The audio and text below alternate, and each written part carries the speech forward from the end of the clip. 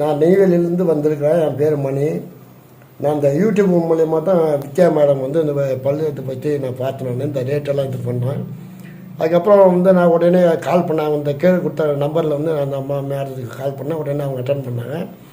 Madam இந்த மாதிரி இருக்குது மேடம் அப்படின்னா இந்த மாதிரி நானே கேட்டேன், எவ்வளோம்மா செலவாகும்னு சொன்னேன். அப்புறம் இந்த மாதிரி சொல்லிட்டு இருந்தேம்மா, நான் ரொம்ப கஷ்டம்மா, நான் அதனால தான்மா அந்த மாதிரி இருக்குது அப்படின்னா, சரி நீங்கள் ஒன்றும் வேணாம் வாங்க அம்மா, அமௌண்ட்டு சொல்லிட்டுமா சொல்லுங்க.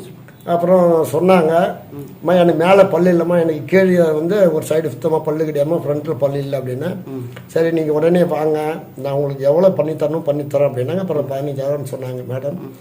சரி மேடம் நான் வரேன் மேடம். ஏன் அதிலே கூட நான் கேட்டேம்மா, மேடம் எதாவது கொஞ்சம் ரிக்வஸ்ட் பண்ணி செய்யுங்க அப்படின்னு சொன்னேன்.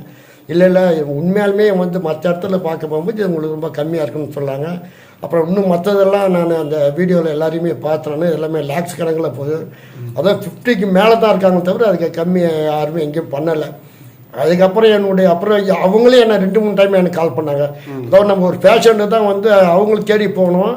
ஆனால் அவங்களே என்னை வந்து திருப்பி என்னை கால் பண்ணாங்க, எப்போ வரீங்க, இந்த மாதிரி எப்போ வரீங்க சார் அப்படின்னு கேட்டாங்க. அதுக்கப்புறம் அதில் எனக்கு இன்னும் கொஞ்சம் ரொம்ப நம்பிக்கை எனக்கு வந்தது. வந்தேன், ஒரே நாள் வந்தேன். அவங்களுடைய டெக்னீஷியன் வந்தாங்க, பார்த்தாங்க, அளவு எடுத்துகிட்டு போயிட்டாங்க. நேற்றுக்கு என்னை வர சொல்லியிருந்தாங்க, என்னால் வர முடியல. ஆனால் இன்றைக்கி வந்து என்னை போட்டிருக்கிறேன். என்னுடைய அந்த பழைய ஃபோட்டோ வந்து இப்போ அந்த மேடம் அவங்க வச்சுருக்கிறாங்க. அது அளவு பண்ணுற மாதிரி இருந்தால் அதை கூட அவங்க பண்ணுவாங்க.